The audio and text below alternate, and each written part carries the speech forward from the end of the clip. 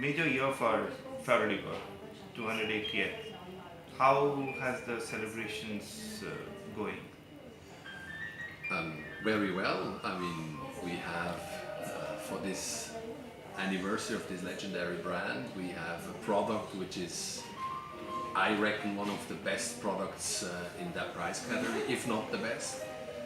So we managed to have an extraordinary product, which I believe is key of every brand. A successful brand, a strong brand, needs to have iconic products. And the Bivouac 9000, for instance, is a tribute to our Bivouac from 1962, when the brand invented the first altimeter watch. And thanks to Patrick and his team, I wanted to have a Bivouac under these circumstances, and they had to bring the solutions. And I think this, within a short period of time, we were absolutely thrilled that we had, within 2 years, we created that Bivouac 9000, and this is the reason why we're traveling so intensively now, because we're on a trip and we make this press, meet the press, the anniversary roadshow actually, to bring the product, the final product. People have seen the prototypes, not non-working prototypes, but we're going to show at the press meeting, we're going to show the functionality of the watch in a live case actually. So to come back to your question, yes, it's going very well.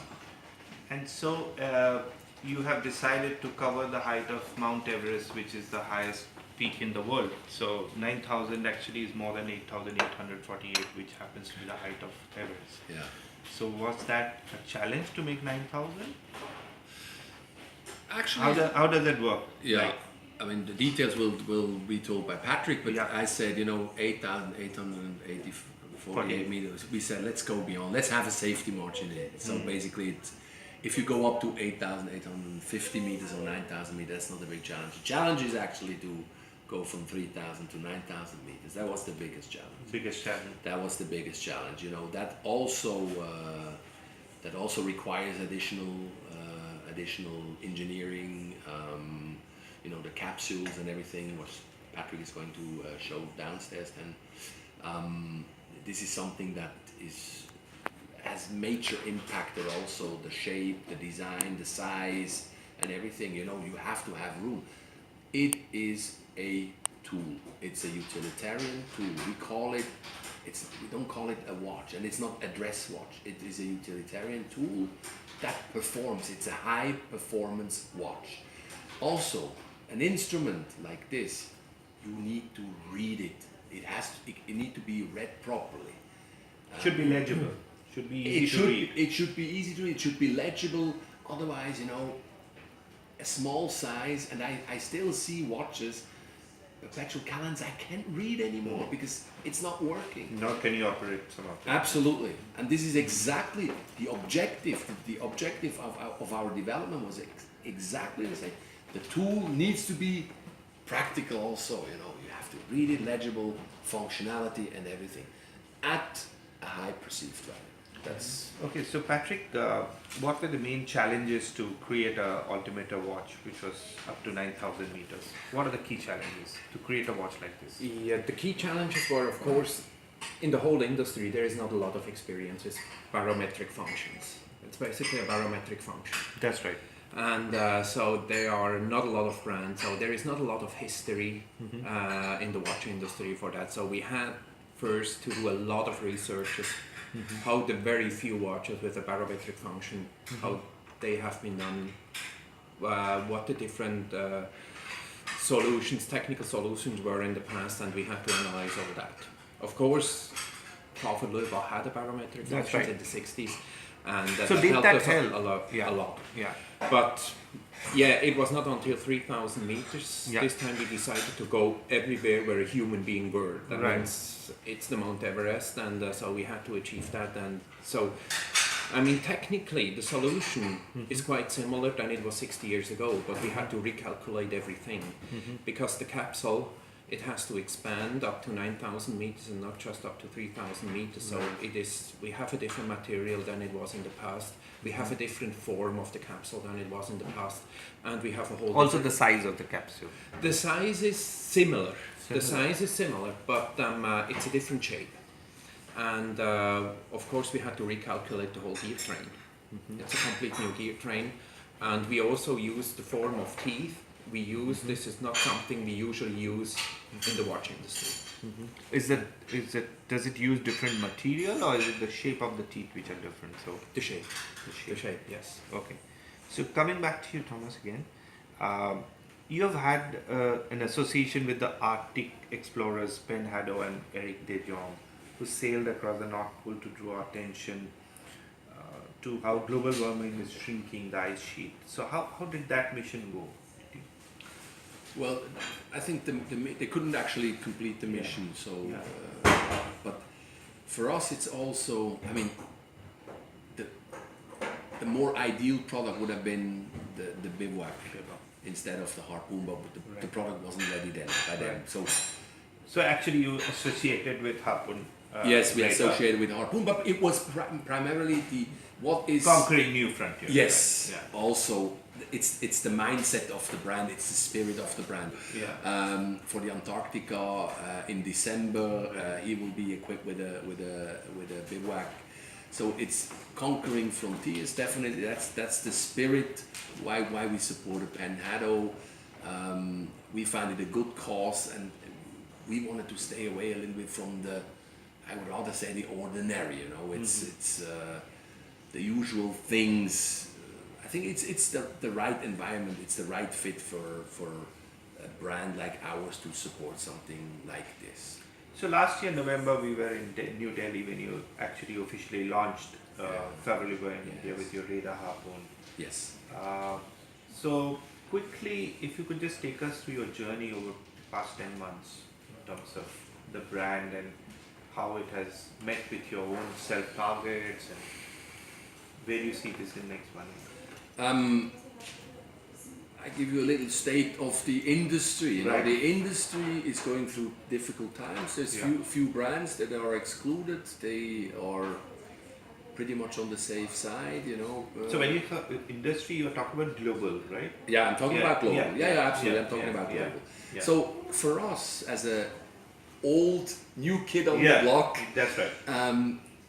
it is challenging. It is challenging, but what we can see, it's the progress we make. The interest for the brand. It is still a name that has substance. That's globally. It is not an artificially created laboratory watch brand. It's something that has something to tell, has legitimacy. B, that's the reason why we put a lot of emphasis on the product. If you have products that are unmistakable by the look, by technology, and they offer a super perceived value, I'm not talking about cheap, it's a perceived value for money. Yeah. The industry went absolutely off the road in the past 10 years, as we all know. With pricing. We said to have a chance in a totally saturated global market, we have to be creative in all aspects. This watch, I don't know the rupee price. This watch on the normal. This is about 5.5 Indian lakhs of rupees. Yeah, 7,500 Swiss Yeah, francs. so it is much higher than your entry pricing product. Correct. Yeah, that's right. Yeah. But what you get here is an extraordinary watch. On the normal circumstance, this price, and we had suppliers, they supported us in this endeavor. So they sacrificed on their margins too, that we could get where the watch is priced. Normally, it would have been double the price on the normal circumstances. But we said, Favre-Leuba should limit itself up to 10,000 Swiss francs. This is it. And still, when you buy a watch for 10,000 or for 7,500, for 5,000, it's still big money. It's big money. We should not forget that. Yeah. But people, when they take it in their hands, when they look at it, when they touch and feel it, they should say, wow, we would not have expected this.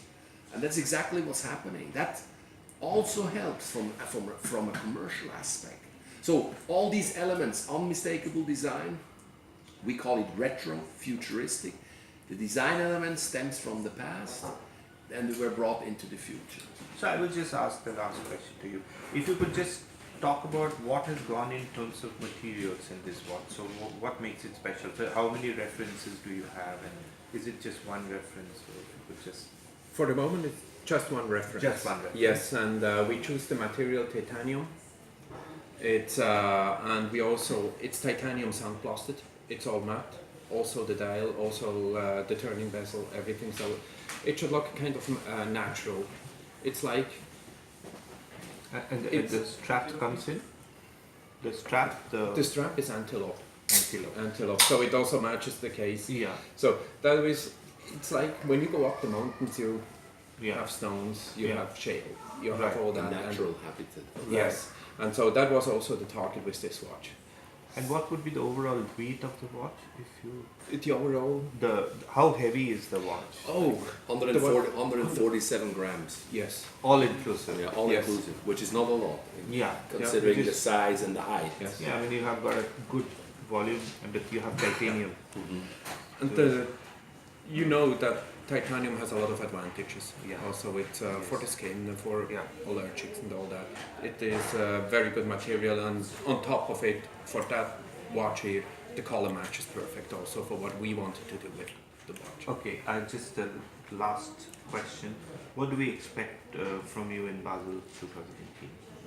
Which direction? And you're not going to name the No, product. no, no, no, no. We're going to show the next legend reborn. Okay. It's the Bati. Oh, that. We're going to make a Bati. We'll even go give you a sneak preview, a sneak peek today. Wow.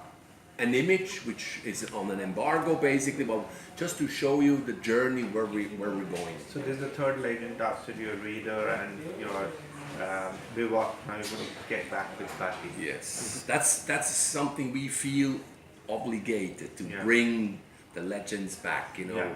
as I said, I just Yeah. explained it Yeah. before to someone. Yeah. This is Yeah. an advertising of the 60s and 70s. That summarizes Favre-Leuba. It's not our intention to make pilot watches, because Favre-Leuba never made pilot Yeah, watches. that's right. There is too many. We stick to the legacy of the brand, authentic, straightforward, no bullshit. That's our approach actually.